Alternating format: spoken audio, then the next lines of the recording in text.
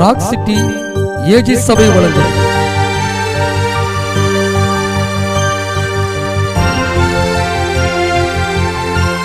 கிருபையும் சத்தியமும்.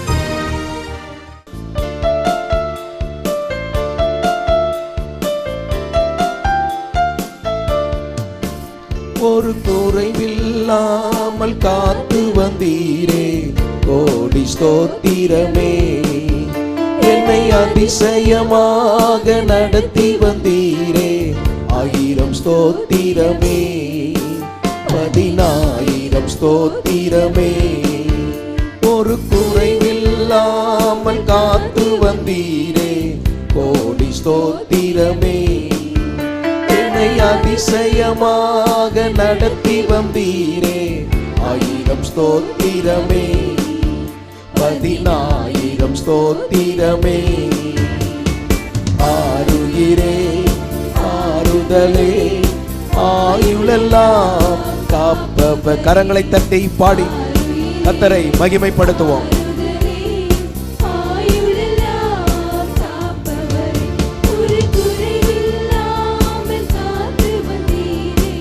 எல்லாரும் கரங்களை தட்டி கர்த்தரை மகிமைப்படுத்தும் போது அவருடைய வல்லமை வெளிப்படும்.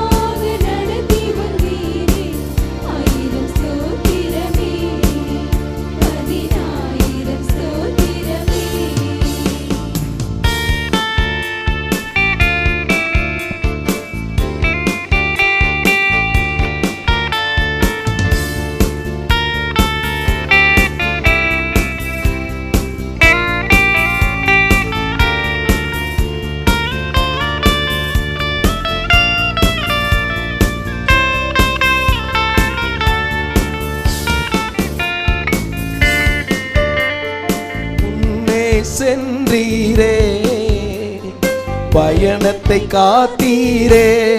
எத்தனை பிரயாணங்கள்,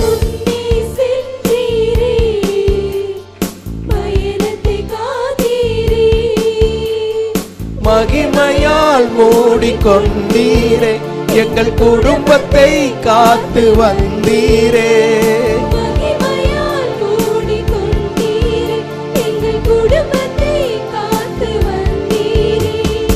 ஆருயிரே, ஆறுதலே, ஆயுளெல்லாம் காப்பவரே.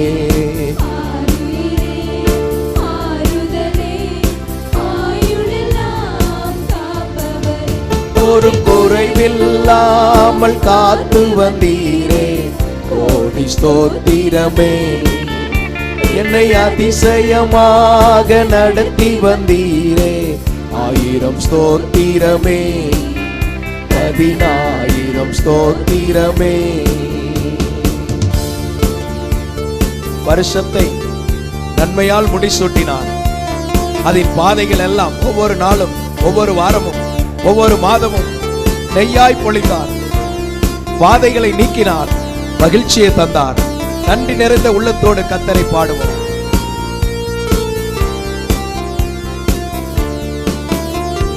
வருஷத்தை நன்மையினால் முடிசூட்டி மகிழ்வித்தீரே, வருஷத்தை நன்மையினால் முடிசூட்டி மகிழ்ந்தீரே.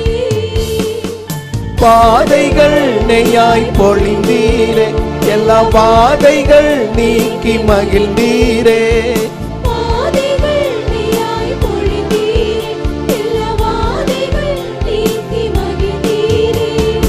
ஆருயிரே, ஆறுதலே, ஆயுளெல்லாம் காப்பவரே.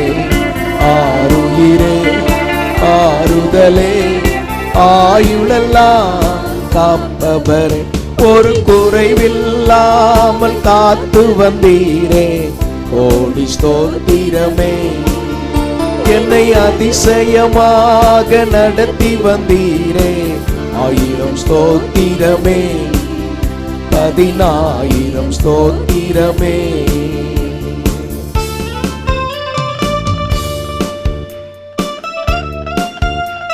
நீங்கள் உலகத்திற்கு வெளிச்சமாயிருக்கிறீர்கள் என்று சொன்னவர் நம் விளக்கை ஏற்றினார், இருளை அகற்றினார், எதிரியின் கண் முன்பாக தலையை நிமிர செய்தார்.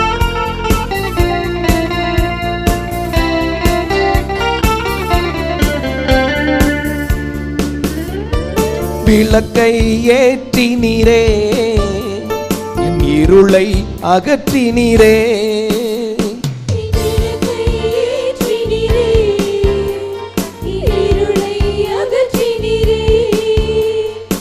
எதிரியின் கண்கள் முன்பாக என் தலையை நிமிர செய்தீரே.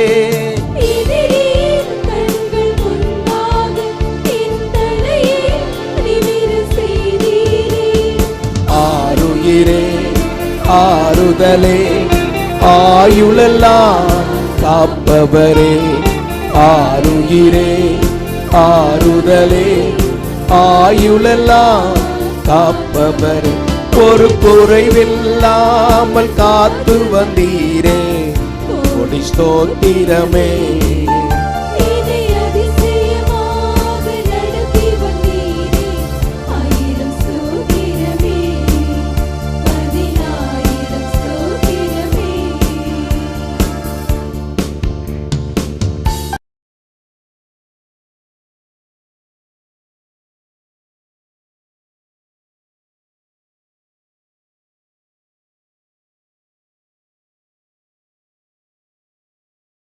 மல்கியா 4ஆம் அதிகாரம் 2ஆம் வசனத்தை வாசிக்க நாம் கேட்போம்.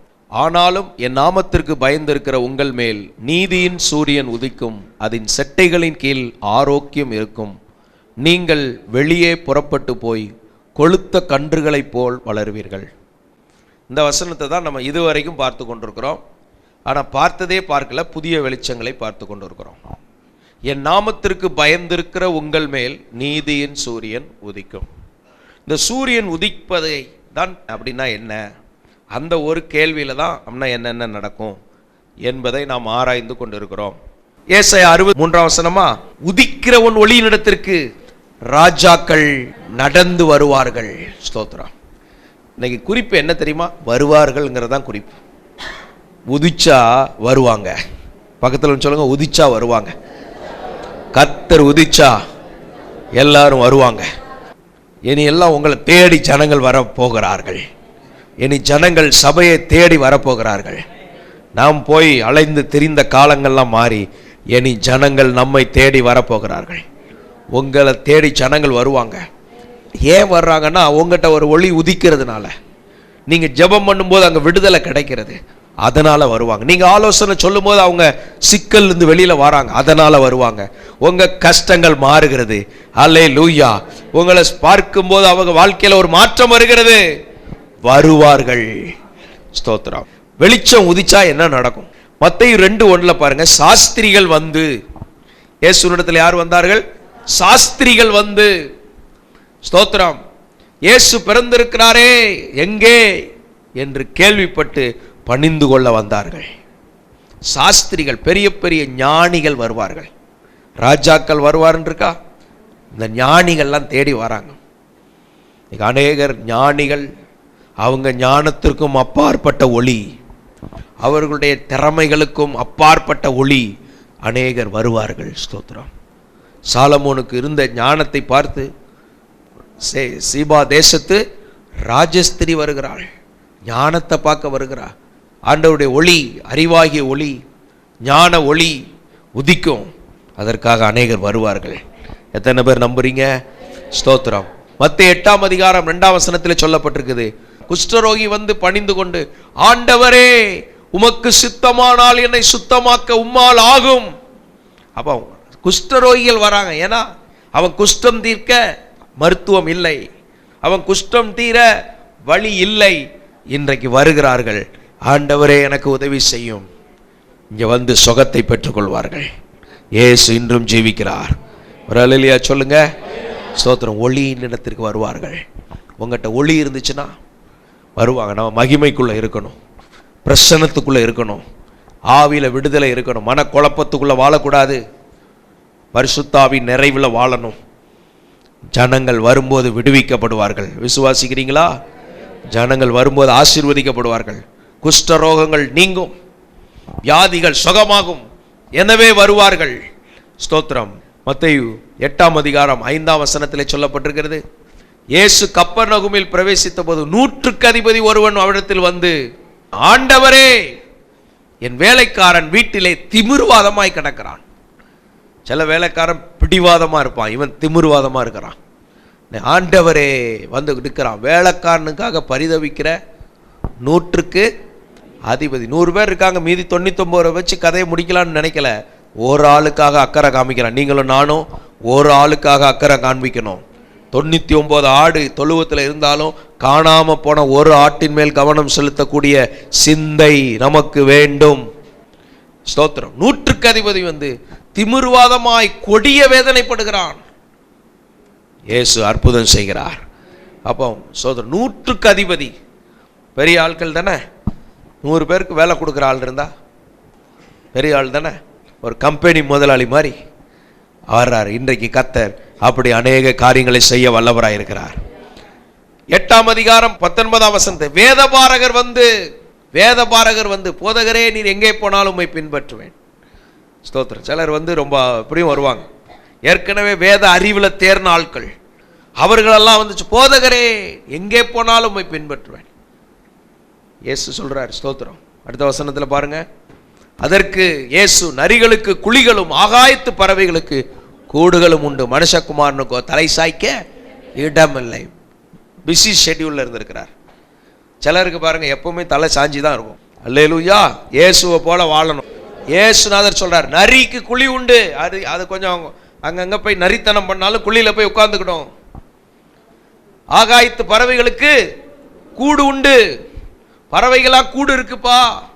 அது எங்க எல்லாம் ஆயிரக்கணக்கான மைல்கள் பறந்தாலும் கூடுன்னு ஒன்று இருக்குது, அங்கே போய் உட்காந்துக்கிடும். ஆனால் மனுஷகுமாரனை நீ பின்பற்றினா தலை சாய்க்க இடம் கிடையாது. ஆமென். இந்த பிஸி ஷெட்யூலில் ஊழியத்துக்கு வர்றீங்களா? அதான் கேட்குறார். நீ வேத பாரகனே. யார் வந்து கேட்டா அவர் இடத்துல? வேத பாரகர். நீங்கள் நல்லா பிரசங்கம் பண்ணுற ஆட்கள், வேதத்தை போதிக்கிற ஆட்கள். ஆண்டவரே, அந்த வசனத்தை திரும்ப வாசிங்க. அப்பொழுது வேதபாரகன் ஒருவன் வந்து போதகரே நீர் எங்கே போனாலும் உம்மை பின்பற்றி வருவேன் என்றான். இப்படி இருந்தா எப்படி? நீர் எங்கே போனாலும் உம்மை பின்பற்றுவேன். சொல்லுங்க அந்த வார்த்தையை, நீர் எங்கே போனாலும் உம்மை பின்பற்றுவேன். சோதரர், நம்ம அப்படி இருக்கோமா பாருங்க. எங்கே போனாலும் எத்தனை பேர் பின்பற்றுவீங்க? ஸ்தோத்திரம். நான்லாம் எங்கே போனாலும் பின்பற்ற. ஆனால் வேதபாரகனை பார்த்து சொல்றாரு, எப்பா நரிகளுக்கு குழிகள் உண்டு, ஆகாயத்து பறவைக்கு அதுக்கெல்லாம் கூடு இருக்கு, மனுஷகுமாரனுக்கு தலை சாய்க்க கூட இடம் இல்லப்பா. இப்போ சொல்லுங்க, பின்பற்றுவீங்களா இல்லையா? பின்பற்ற கர்த்தர் கிருபை தருவாராக. எங்கே போனாலும் பின்பற்றணும். ஆட்டுக்குட்டியானவர் எங்கே போனாலும் அவரை பின்பற்றுகிற கூட்டம். ஸ்தோத்திரம். இதில் என்ன விஷயம்? வசனம் என்ன? உன்னிடத்தில் வருவார்கள்.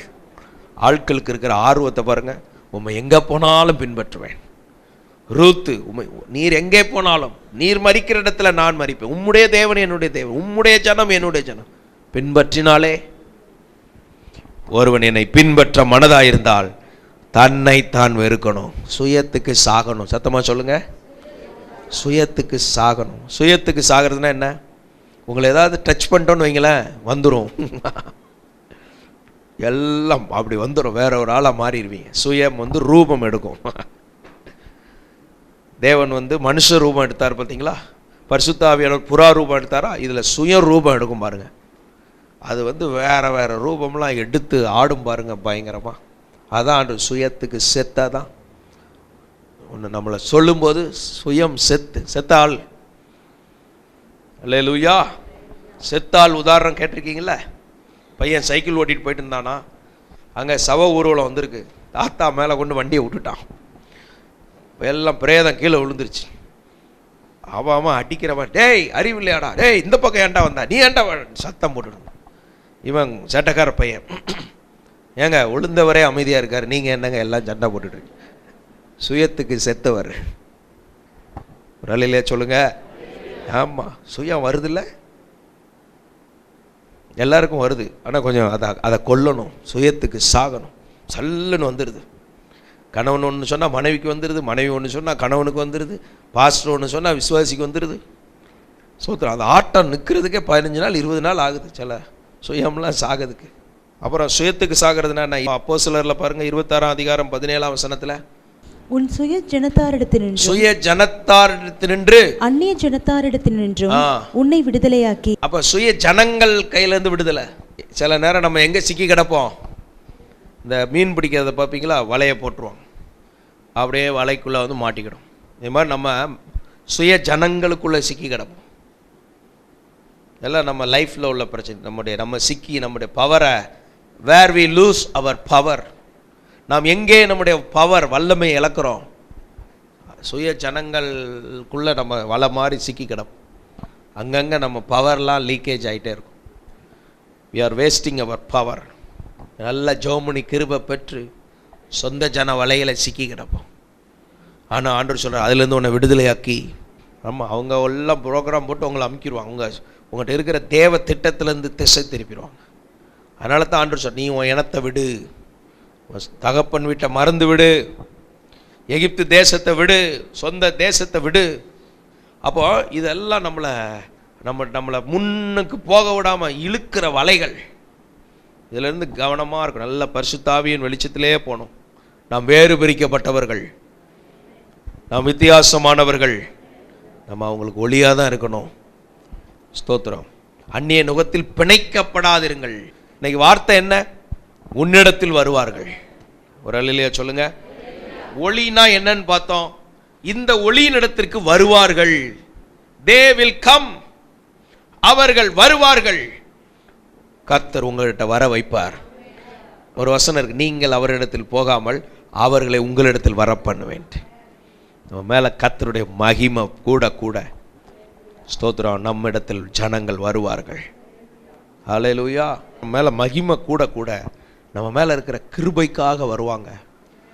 சீசர்கள் சொல்றாங்களே, நித்திய ஜீவ வசனங்கள் உம்மிடத்தில் வசனத்துக்காக வருவாங்க. சுகத்தை கொடுக்கிறார், அற்புதம் நடக்குது, அதுக்காக வருவாங்க. ஆண்டவர் தேவையை சந்திக்கிறார். கர்த்தரலும் ஆட்டுக்குட்டிக்காகவும் உள்ள வசனம் இருக்குது. கர்த்தரலும் ஆகாரத்துக்காக வருவாங்க. இப்படித்தான் ஜனங்கள் இனி வருவார்கள். இனி வரும் காலம். ஹல்லேலூயா. வரும் காலங்கள் வரும் காலமாக இருக்க போகிறது. இனி உள்ள காலங்கள். ஸ்தோத்திரம். they will come, அவர்கள் வருவார்கள். போனவர்கள் வருவார்கள், வழி தெரியாதவர்கள் வருவார்கள். ஆங்காங்க இருக்கிற கர்த்தரால் தெரிந்து கொள்ளப்பட்ட ஜனங்கள் எல்லாம் வெளிச்சத்தை கண்டு வருவார்கள். அப்போ இப்போ என்ன, கர்த்தர் உதிக்கிறத நம்ம ஹைலைட் பண்ணி அதுக்கு கவனமாக இருக்கணும். வேதபாரகர்கள் வந்தார்கள். ஸ்தோத்திரம். மத்தேயு தான் 8:25 வாசிக்கும் போது, அப்பொழுது அவருடைய சீஷர்கள் வந்து அவரை எழுப்பி, சீஷர்கள்லாம் வர்றாங்க, அவரை எழுப்பி ஆண்டவரே எங்களை ரட்சியும், மடிந்து போகிறோம் என்றார்கள். எங்களை காப்பாற்றும், ரட்சியும், மடிந்து போகிறோம். மடிந்து போகக்கூடியவர்கள்லாம் வந்து வாழ்வடைவார்கள். அநேகர் மடிந்து போகிறோம். கடனிலே நாங்கள் மடிந்து போகிறோம், இந்த வியாதியிலே நாங்கள் மடிந்து போகிறோம், இந்த பிரச்சனையிலே நாங்கள் மடிந்து போகிறோம், இந்த போராட்டத்திலே நாங்கள் மடிந்து போகிறோம். மடிந்து போகிறவர்கள் வந்து தட்டி எழுப்புவாங்க. உங்கள் லைஃப்பில் இப்படி நடக்கும். ஆமென். தட்டி எழுப்புவாங்க. உங்கள் வீட்டு கதவு தட்டப்படும். வந்து பார்த்தா நாங்கள் மடிந்து போகிறோம். உடனே நீங்கள் ஜெபம் பண்ணி அனுப்புவீங்க, பிரசன்னம் வந்துடும். ஹல்லேலூயா. அன்னைக்கு ஸ்தோத்திரம். ஒரு இடத்துக்கு போயிருந்தேன். ஒருத்தர், பாஸ்டர் நான் சாக போகிறேன்னு சொல்லி, ஸ்தோத்திரம், நான் தைரியமான ஆள், நானே என் கழுத்தை வெட்டிட்டு சாக போகிறேன். இந்த பிசாசு உள்ளே பிடிச்சிருச்சு. தற்கொலை ஆவி உள்ளே இருக்கு. குடிப்பழக்கத்தில் அகப்பட்டிருக்கிறார். என்னால் மரியாதை இல்லை அவர் லைஃப்பில். உடனே ஜெபம் பண்ணி முடிச்சுட்டு கொஞ்ச நேரம் ஜெபம் பண்ணிவிட்டு அந்த ஆவியெல்லாம் விரட்டி விட்டுட்டு ஜெபம் பண்ணேன். இப்போ சொன்னேன், சாக போகிறீங்களா, என்ன செய்ய போகிறீங்க? அவர் கேட்டார். அப்புறம் கொஞ்சம் ஜெபம் பண்ணி முடிச்சோன்னு சொல்கிறாரு, இல்லை நான் இயேசுவுக்காக வாழ போகிறேன்னார். சாக போகிறவனை வாழ போகிறவங்களா மாற்றுறதுக்கு ஜனங்கள் வருவார்கள். ஹல்லேலூயா. செத்துட்டு போ அப்படின்னு அனுப்பிடக்கூடாது. அவன்கிட்ட இருக்கிற பேய் அதை பேசும். நம்ம எதை விரட்டணும்? ஆளை விரட்டிடக்கூடாது, பேயை விரட்டணும். பிசாசுகளை துரத்துவீர்கள், பொல்லாத ஆவியே இவரை விட்டு வெளியே போ அப்படின்னு கொஞ்ச நேரம் நல்ல பேருக்கு ஜெபம் பண்ணக்கூடாது. நல்லா ஜெபம் பண்ணி அபிஷேகத்தில் ஜெபம் பண்ணும்போது அந்த விடுதலை வந்துடும். அநேகருடைய ஸ்தோத்திரத்தினாலே 10 பேர் ஜெபம் பண்ணால் அந்த அளவில் பெருகும், 100 பேர் ஸ்தோத்திரம் பண்ணால் அந்த அளவில் பெருகும், 1000 பேர் ஸ்தோத்திரம் பண்ணால் அந்த அளவில் பெருகும். அநேகருடைய ஸ்தோத்திரத்தினாலே. அதனால் ஸ்தோத்திரத்தை சொல்ல அநேகர் வரணும். அல்லேலூயா. நம்ம என்ன போயிட்டு உட்கார்ந்துட்டு தானே அப்படி இருக்கணும். நீங்கள் உட்கார்ந்தாலும் உங்களுக்குள்ளே இருக்கிற அபிஷேகம் உட்கார்ந்து இருக்காது. உங்களுக்குள்ளே இருக்கிற கிருபை கிரியை செய்யும். விசுவாசிக்கிறீங்களா? அல்லேலூயா. 10 ஜெபிக்கிறவங்க வந்தாங்கன்னா பிரசங்கமே மாறி போயிடும். கூட்டத்தில் திடீர்னு ஒரு 10 ஜெபிக்கிறவங்க வந்து உட்காந்தாச்சுன்னு பாருங்கள், ஆசீர்வாதமாக வரும். ஜெபம் பண்ணாத ஆட்கள்லாம் உட்காந்தாங்கன்னு வைங்க, நிறைய கட்டு உடைக்கிறது, தடையை வார்த்தையே மாறிடும். நம்ம என்னத்தான் குறிப்பு எழுதி வச்சுருந்தாலும், நல்லதாக எழுதி வச்சுருந்தாலும், ஒருத்தன் சரியில்லை, ஜீவியம் சரியில்லாதவங்களா உட்காந்தாங்கன்னு வைங்க, எச்சரிப்பாக வந்துடும். அது வந்து எதை வருத்துன்னா, ஒவ்வொருத்தருக்குள்ளே இருக்கிற அந்த ஆவிக்குரிய பகுதியை பொறுத்து. அட்மாஸ்பியரை சேஞ்ச் பண்ண கர்த்தர் நமக்கு கிருபை கொடுப்பாராக. நீங்கள் போகிற இடங்களில் உங்களால் ஜனங்கள் ஆசீர்வதிக்கப்படுவார்கள். அல்லேலூயா. தீர்க்கதரிசி சொல்கிறார், உன் முகத்தை நான் பார்க்கலன்னா நான் பேசியிருக்கவே மாட்டேன். ஆகாப்பும் யோசபாத்தும் போயிட்டாங்க. உன் முகத்தை பார்த்தனால தான் பேசுகிறேன், மற்றபடி ஆகாப்புக்கெல்லாம் வார்த்தையே கிடையாது. நம்ம இன்னைக்கு ஸ்தோத்திரம், நல்ல இருதயங்களை கர்த்தர் நமக்கு தருவார். நம்ம மேலே கர்த்தர் உதிப்பார். ஆமென். அம்மா கர்த்தர் இறங்கி வருவார். சாமுவேலுக்காக இறங்கி வருவார், மோசைக்காக இறங்கி வருவார், உங்களுக்காக இறங்கி வருவார். நீங்களும் நானும் வேறு பிரிக்கப்பட்டவர்கள். அல்லேலூயா. வேரோடு பிரிக்கப்படணும். வேறு பிரிக்கப்படுறதுன்னா சும்மா இலை மட்டும் தலையாக நிற்கிறதில்ல, அப்புறம் சேர்ந்துக்கணும், அப்படி கிடையாது. வேரோடு பிரித்து நம்மளை அவர் பக்கம் வச்சிருக்கிறார். கர்த்தருடைய பக்கத்தில் இருக்கிறவர்கள், கர்த்தருடைய பக்கத்தில் இருக்கிறவர்கள், கர்த்தருக்காக இருக்கிறவர்கள். விசுவாசிக்கிறீங்களா? ப்ரையாரிட்டிஸில் கர்த்தருக்கு முக்கியத்துவம் கொடுக்கணும். First place for God. தேவனுக்கு முதலிடம், தேவனுக்கு அடுத்த காரியங்களுக்கு முதலிடம், ஃபர்ஸ்ட் பிளேஸ் கொடுத்துக்கிட்டே இருக்கணும். மனுஷங்கள்லாம் அப்புறம் லாஸ்ட்டில் தான். அடுத்தது பாருங்க, 9-10 வாசிங்க. பின்பு அவர் வீட்டிலே போஜனம் பந்தி இருக்கையில் அநேக ஆயக்காரரும் பாவிகளும் வந்து இயேசுவோடும் அவர் சீஷரோடும் கூட பந்தி இருந்தார்கள். ஆயக்காரர்கள் வர்றாங்க, பாவிகள்லாம் வர்றாங்க. நம்ம மேல கர்த்தர் உதிச்சா எல்லா வகையான ஆட்களும் வருவாங்க. ஆனா வந்துட்டு போகும்போது ஒரு மாற்றத்தோடு போவாங்க. கர்த்தர் அப்படிதான் ஆலயத்தை மகிமைப்படுத்துவேன்னு சொல்றார். ஹல்லேலூயா. 9-14 வாசிக்கும் போது, அப்பொழுது யோவானுடைய சீஷர்கள் வருகிறார்கள். யோவானுடைய சீஷர்கள்லாம் வராங்க. சில வேற சீஷர்களும் வருவாங்க. என்ன பண்ண முடியும்? பைபிளில் தான் சொல்லுது. சில ஸ்தோத்திரம் அவங்க லெவல் ஒரு லெவலுக்கு படிச்சிருப்பாங்க, ஹையர் லெவலுக்காக இங்கே வருவாங்க. இப்போ முதல்ல பரிசேயருடைய சீஷராக இருந்தாங்க. அதுக்கப்புறம் யோவான் நல்லா பேசினோன்னே அவர் சீஷராக மாறிட்டாங்க. அப்புறம் இயேசுவை பின்பற்றினோடனே, இயேசுவை பார்த்தோன்னே எல்லாம் இயேசுடைய சீஷராக மாறிட்டாங்க. ஸ்தோத்திரம். அவங்கெல்லாம் அப்போஸ்தலர்களாக மாறிட்டாங்க. இன்னைக்கு நம்ம வாழ்க்கையில் மாற்றங்களை கற்றுத் தருகிறார். சத்திய வெளிச்சம், கிருபைகள். ஹல்லேலூயா. சீஷர்கள்லாம் வராங்க. 9:21 வாசிக்கும் போது, நான் அவருடைய வஸ்திரத்தையாகிலும் தொட்டால் சுஸ்தமாவேன் என்று, வஸ்திரத்தையாவது தொட்டால் சுஸ்தமாவேன் என்று சொல்லி தன் உள்ளத்திலே எண்ணிக்கொண்டு அவர் பின்னாலே வந்து அவருடைய வஸ்திரத்தின் ஓரத்தை தொட்டார். சில ஆளுக்கு பின்னாலே வந்து வஸ்திரத்தின் ஓரத்தை தொட்டார். அந்த அம்மாவுக்கு எவ்வளோ வாஞ்ச பாருங்க. யாருக்கும் தெரியக்கூடாது, அற்புதம் மட்டும் வேணும். மறைஞ்சு ஒளிஞ்சு வந்து பின்னாலேயே வந்து இயேசுவின் வஸ்திரத்தை மட்டும் தொட்டவுடனே 12 வருட பிரச்சனை மாறினது.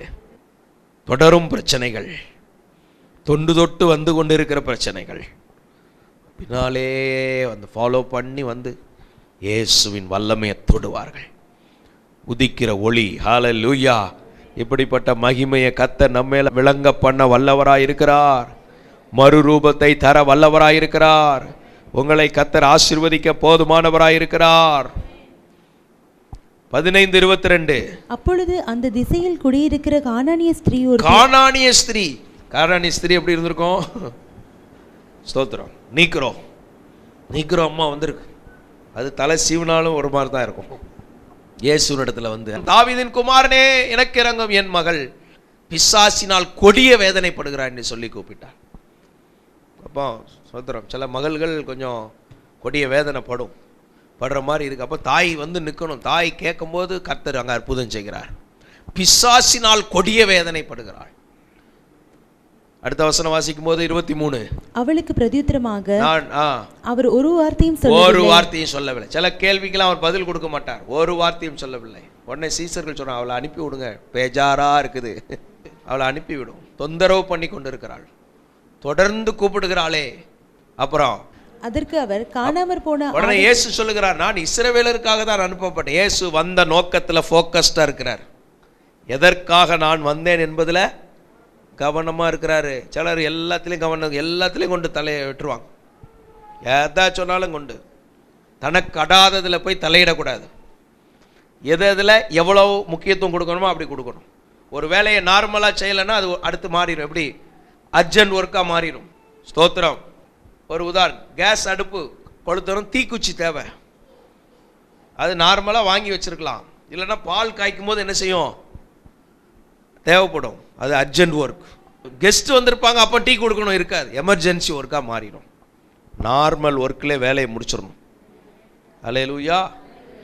எமர்ஜென்சி அர்ஜெண்டாக மாற்றக்கூடாது. சில பிள்ளைகள் படிக்காது, நார்மலாக படித்தாலே அந்த பாடத்தை புரிஞ்சு மொத்தத்தில் கிளியர் ஆகிடலாம். அதுக்கப்புறம் பரீட்சைக்கு ஒரு வாரத்துக்கு முன்னால் படிக்கும். சில அதுவும் படிக்க எமர்ஜென்சி அன்னைக்கு தான் புக்கை திறக்கும். ஒழுங்காக உடம்பை கவனித்தா நல்ல காய்கறிகளை சாப்பிட்டா உடம்பு ஆரோக்கியமாக இருக்கும். சிலர் குப்பையில் கொட்டுறதெல்லாம் கொட்டி கொட்டி ஸ்தோத்திரம் உடல் ஆரோக்கியம் கெட்டுரும். நார்மலாக கவனிச்சே சரி பண்ணலாம். அப்புறம் அர்ஜென்ட், அப்புறம் கை கால் வலி தலைவலி ஆயிரும். அதுக்கப்புறம் அர்ஜெண்டாக போக வேண்டியிருக்கும். அதையும் விட்டோம்னா எமர்ஜென்சி 108 ஐசியூ. அதனால் நார்மல்லே கதையை சரி பண்ணிடணும். எமர்ஜென்சி ஆக்கக்கூடாது. Normal work, urgent work, emergency work. அவ்வப்போது அதை சரி பண்ணி பழக வேண்டும். கர்த்தர் கிருபை தருவாராக. அல்லேலூயா சொல்லுங்க. அப்போ கானானிய ஸ்திரீக்கு ஆண்டவர் அப்புறம் என்ன செய்யறார் பாருங்க. அடுத்த வசனம் வாசிங்க. விசுவாசம் பெரியது, நீ விரும்புகிறபடி உனக்கு ஆக கடவுள். நீ விரும்புகிறபடி. அப்போ கானானிய ஸ்திரீ மாதிரி அவரை பின்பற்றி வரணும். நிறைய இப்படிப்பட்டவங்க வருவாங்க ஆண்டவரை தேடி. நம்ம அவங்கள கண்டுக்கலனாலும் இங்கே வந்து அற்புதத்தை பெறுவாங்க. ஒரு அல்லேலூயா ஸ்தோத்திரம். ஜனங்கள் அற்புதத்தை பெறுவார்கள், வருவார்கள். அல்லேலூயா. 15:30. அப்பொழுது சப்பானிகள் நிறைய பேசுவாங்க, ஒன்றும் செய்ய மாட்டாங்க. பேசுவாங்க, செயல்பட மாட்டாங்க. சப்பானிகள். அடுத்தது குருடர்கள். கை கால் வேலை செய்யும், கண்ணு தெரியாது. குருடர்கள். அடுத்தது ஊமையர். சோத்திரம். விவரம் இருக்கும், பேச தெரியாது. ஊனர். கை கால் ஒன்றும் செயல்படலை, எல்லாம் அப்படி கிடக்கும். போட்ட இடம், வச்ச இடம். திரளான ஜனங்கள் கூட்டிக் கொண்டு, திரளான ஜனங்கள் வந்து அவர்களை அவர் பாதத்தில் வைத்தார்கள். இயேசுவின் பாதத்தில் வைத்தார்கள். அவர்களை அவர் சொஸ்தமாக்கினார். இயேசுவினிடத்துல வந்தாங்க, சுகமாக்கினார். இன்னைக்கு அநேகருக்கு நம்மை கர்த்தர் ஆசீர்வாதமாக வைப்பார். நீங்க ஒரு ஆசீர்வாத மையமா இருப்பீங்க. ஹல்லேலூயா. Praise the lord. மகிமை, தேவ மகிமை வெளிப்படும் நாட்கள் இது. ஹல்லேலூயா, ஹல்லேலூயா, ஹல்லேலூயா. அவருடைய அர்ப்பணிப்பாவும் இருக்கட்டும். ரபா சந்தர பலபா. மகிமை வெளிப்படும் நாட்கள் இது. மானிடர் யாவரும் காண்பார்கள், ஏகமாய் காண்பார்கள். மானிடர் யாவரும் காண்பார்கள், ஏகமாய் காண்பார்கள். மகிமை உதிக்கும். அந்த வெளிச்சம் எப்படிப்பட்டது? அந்த வெளிச்சத்திற்கு வருவார்கள். இன்னைக்கு உங்களை தேடி வரக்கூடிய இடத்துல தேவை உள்ளவர்கள் தேடி வருவார்கள். நீங்க கர்த்தரை எப்படி தேடுறீங்களோ, நீங்க தேவ சபை எப்படி தேடுறீங்களோ, நீங்க கர்த்தருக்கு எடுத்ததை எப்படி தேடுறீங்களோ, கர்த்தர் அந்த கிருபையை தருவார். எல்லாம் கர்த்தரை ஸ்தோத்திரம் பண்ணி, நல்ல ஆண்டவரே, நீர் எங்களுக்கு கொடுத்த இந்த கிருபைகளுக்காக ஸ்தோத்திரம், இந்த அபிஷேகத்திற்காக ஸ்தோத்திரம்.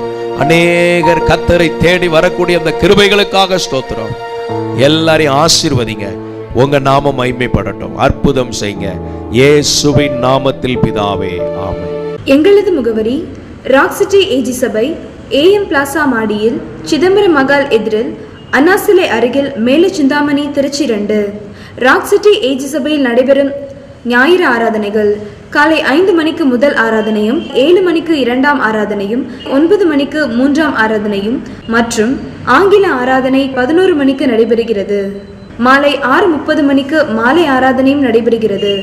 இவ்வாராதனைகளில் நீங்கள் உங்கள் குடும்பத்தாரோடு கலந்து கொண்டு தெய்வ ஆசீர்வாதங்களை பெற அனைவரையும் அன்புடன் அழைக்கிறோம். ராக் சிட்டி ஏஜி சபையின் ஆராதனையும் வெள்ளிதோறும் இரவு 10:30 மணிக்கு இரவு ஜெபத்தையும், பிரதி 1ஆம் தேதி வாக்குத்தத்த ஆராதனையும் இணையதளத்தில் நேரலையில் காண ஒளிபரப்பப்படுகிறது. எங்களது இணையதள முகவரி agchurch.org. co.in. தேவன் தாமே உங்களை ஆசிர்வதிப்பாராக. ஆமென்.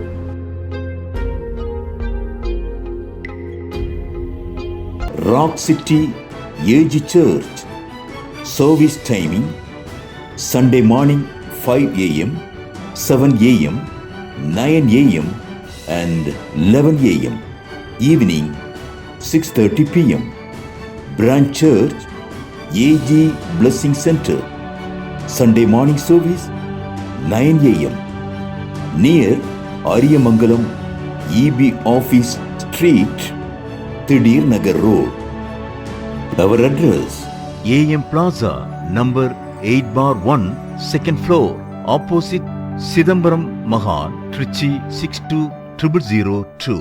Cell phone 9976607364.